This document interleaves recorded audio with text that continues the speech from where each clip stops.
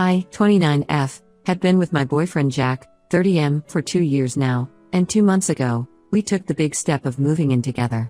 Our relationship started at a mutual friend's barbecue where we bonded over our shared love of 90s sitcoms and terrible dad jokes.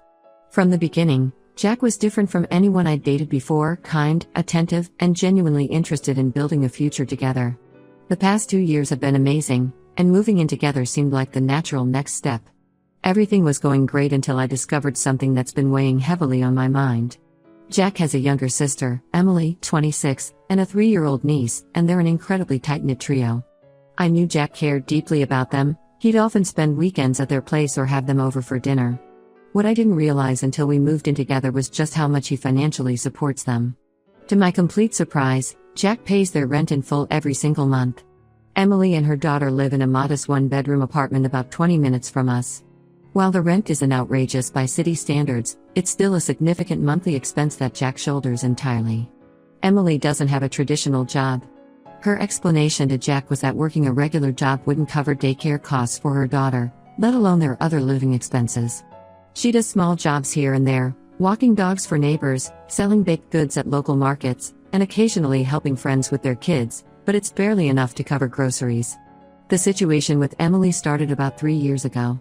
She was married to this guy named Tom who, by all accounts, seemed perfect on paper.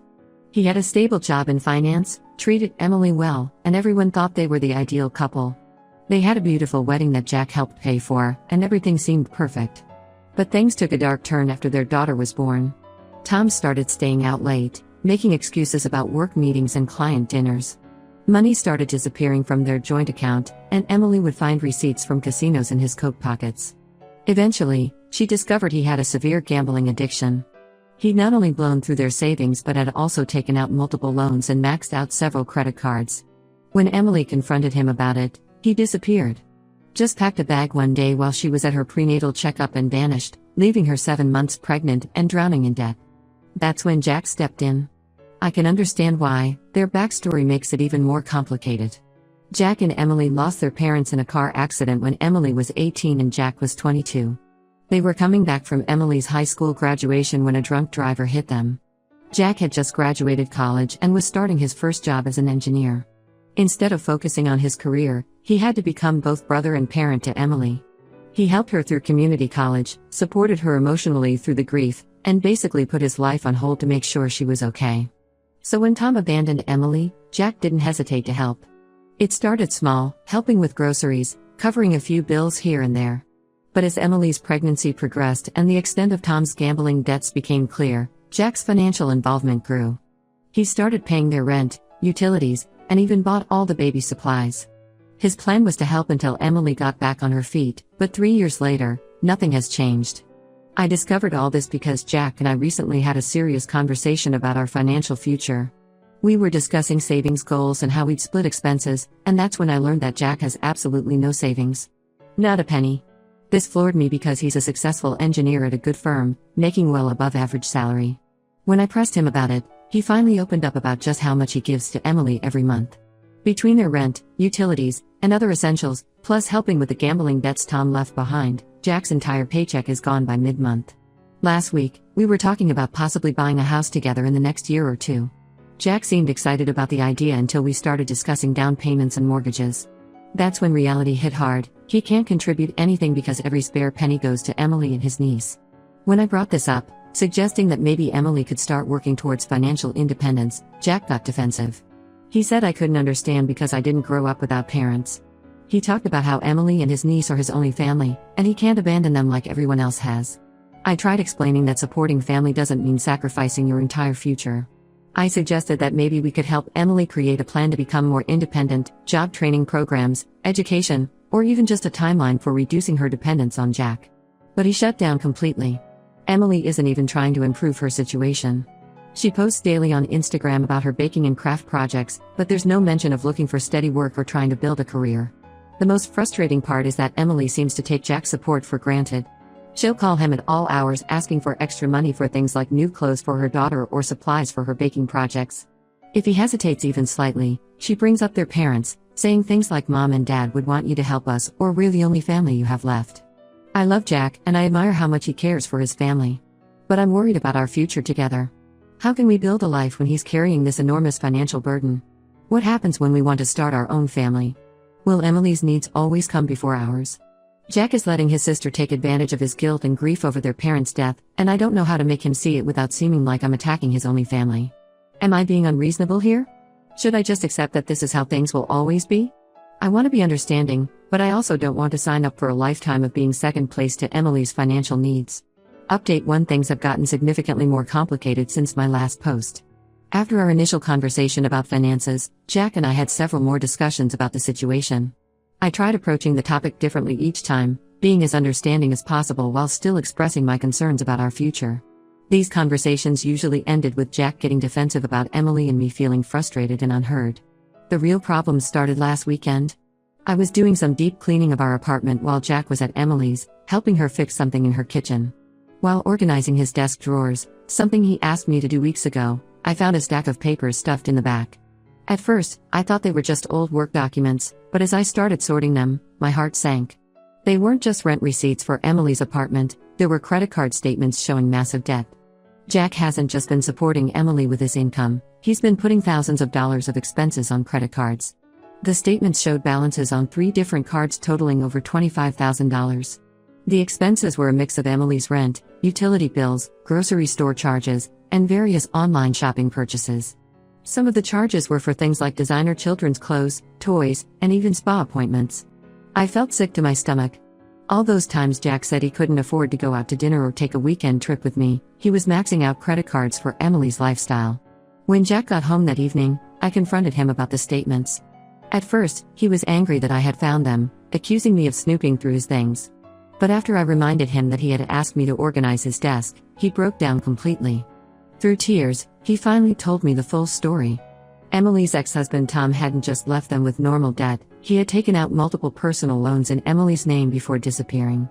The loans totaled almost $40,000, and with high interest rates, Emily had no way to pay them off. Jack has been helping Emily pay these loans off secretly, putting minimum payments on his credit cards to keep up with everything. He didn't tell me because he was embarrassed and afraid I'd think less of him. But what really got me was learning that Emily knew about these hidden credit card debts all along. She's been actively using this situation to manipulate Jack whenever he tries to talk about reducing his financial support. I started paying more attention to Emily's behavior after this revelation. She has a pattern of guilting Jack that I hadn't fully noticed before. When he mentions being tight on money, she brings up their parents, saying things like Mom and Dad would be so disappointed if you let your niece go hungry, or you're all we have left of our family, who else can we turn to? She knows exactly which emotional buttons to push to keep Jack's support flowing.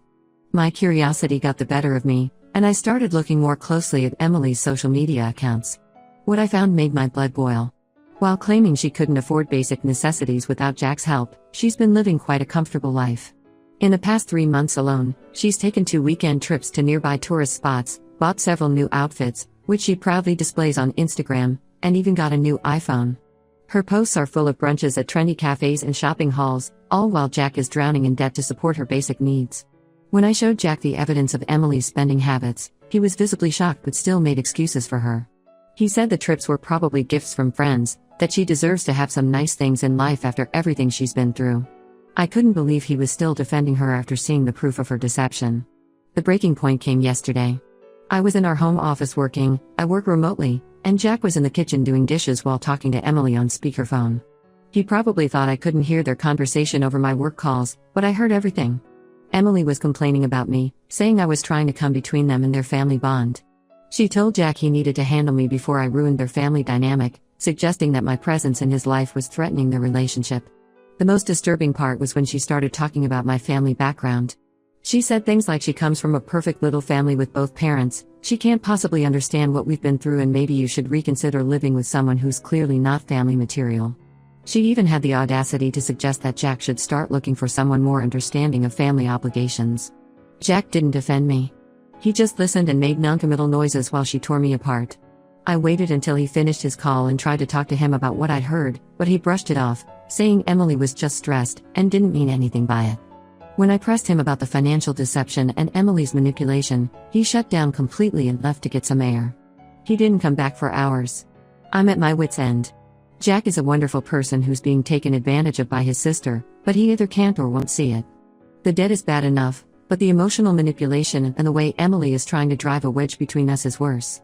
I love Jack, but I'm starting to wonder if this situation will ever change. How can we build a future together when he's being emotionally blackmailed by his sister and drowning in debt to support her lifestyle? I'm considering taking a step back from this relationship, but the thought of leaving Jack when he's being so clearly taken advantage of breaks my heart. Update 2. I didn't expect to be writing this update so soon, but things have taken a dramatic and shocking turn. Remember how I mentioned Emily's ex-husband Tom and his gambling addiction? Well, he's back in the picture, and the story we all believed was a carefully crafted lie. Last week, I received an anonymous email. At first, I almost deleted it thinking it was spam, but the subject line caught my attention: the truth about Emily and Tom. The email contained dozens of documents, photos, and screenshots that turned everything we knew upside down. Emily and Tom had never really separated. The gambling addiction was partially true, but they had used it as a cover to scam Jack out of thousands of dollars. The evidence was overwhelming. Bank statements showed regular transfers from Emily's account to Tom's over the past 3 years. There were recent photos of them together at various locations, including a beach resort just last month. Text messages between them discussed their long-term plan. They were using Jack's money to save for a house in another state while pretending to be separated. The most damning evidence was a series of email exchanges between Emily and Tom where they openly discussed their scheme. They had planned everything meticulously. Tom would pretend to abandon Emily while she was pregnant, playing on Jack's protective instincts. Emily would act devastated and helpless, knowing Jack would step in to help. They even discussed how to maintain the lie long term, with Emily coaching Tom on what to say if he ever ran into any of their old friends. I sat on this information for several days, struggling with how to handle it. I knew Jack would be devastated, but he deserved to know the truth. I spent hours organizing the evidence, trying to present it in a way that would be undeniable. Finally, I showed everything to Jack one evening after dinner. His initial reaction was exactly what I expected. He accused me of fabricating everything out of jealousy or spite. He called me manipulative and said I was trying to destroy his relationship with his sister. But as he went through the documents, his anger turned to disbelief, and then to a kind of quiet devastation that was heartbreaking to watch. The photos hit him particularly hard. There were pictures of Emily, Tom, and their daughter at various locations over the past 3 years, places Emily had told Jack she was visiting with friends. There they were, playing happy family while Jack worked himself to the bone and racked up debt to support them. Jack confronted Emily the next day. He went to her apartment unannounced, and to everyone's surprise, Tom was there. Emily didn't even try to deny anything. She broke down and admitted everything, though her confession felt more like justification than remorse. She talked about how hard it was growing up without parents, how she and Tom just wanted to build a better life for their daughter, and how they knew Jack would help if he thought she was alone and struggling. The hardest part for Jack wasn't even the financial betrayal, it was learning how his niece had been used as a pawn in their scheme. Emily would often use her daughter as leverage, knowing Jack would do anything for her. She would send photos of his niece looking sad or telling stories about how they couldn't afford new clothes or toys, all while living quite comfortably off Jack's money and their own savings. The extent of their deception became clearer as more details emerged. The gambling debts were real, but they were nowhere near as massive as Emily had claimed. Tom had lost about $15,000, not the $40,000 they told Jack. They had already paid off most of it themselves but kept the story going to maintain Jack's financial support. All those credit cards Jack maxed out trying to help them? That money went straight into their savings account for their future house. What really broke Jack was discovering that some of his friends had known the truth. A couple of them had seen Emily and Tom together but didn't say anything, thinking it wasn't their place to get involved. They assumed Jack knew and was just helping his sister despite everything. Their silence had allowed the deception to continue for years. I found Jack crying in our bedroom last night, looking at old family photos. He kept asking how he could have been so blind, how he didn't see all the signs that were right in front of him. The sister he'd sacrificed everything for, the one person he thought he could always trust, had been lying to him for years, using their parents' memory and his love for his niece to manipulate him. Update 3: The aftermath of Emily's deception hit Jack harder than anyone expected. The day after confronting Emily, he cut off all financial support and blocked her number. It turned out that she and Tom had saved nearly $50,000 from Jack's support over the years, so they weren't in any real financial trouble.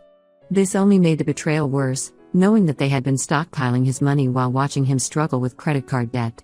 Jack fell into a deep depression for several weeks.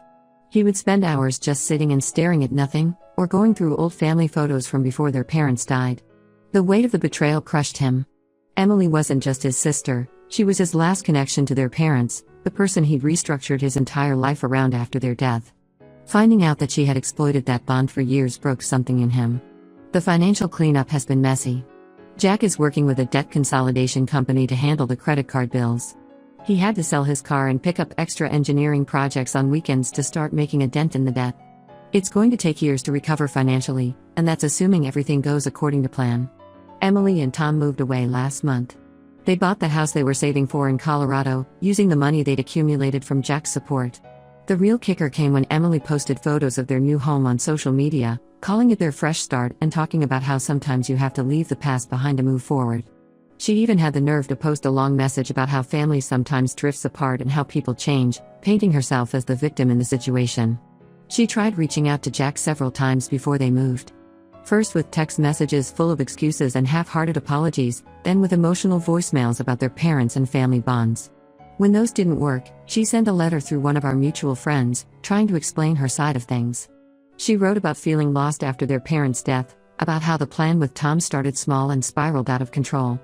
Jack burned the letter without reading past the first paragraph. Our relationship has changed too. While Jack finally acknowledges that I was right about Emily all along, there's an undercurrent of tension between us now. He's become incredibly wary of trusting anyone, even me sometimes. He questions every financial decision obsessively, afraid of being taken advantage of again. The other day, he got suspicious because I offered to pay for dinner, wondering if I was pitying him or had some hidden agenda. The hardest part is watching him struggle with his relationship with his niece. Emily sends him videos of her occasionally from their new home, and you can see how much it tears him apart.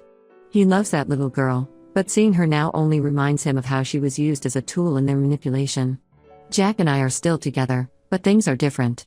Our plans for buying a house are on indefinite hold while he works on his debt.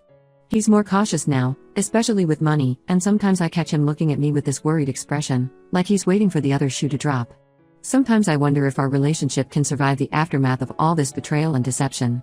The Jack I fell in love with, the optimistic, trusting, generous man who would do anything for family, is still in there somewhere. But he's buried under layers of hurt and betrayal, and I don't know if he'll ever fully resurface.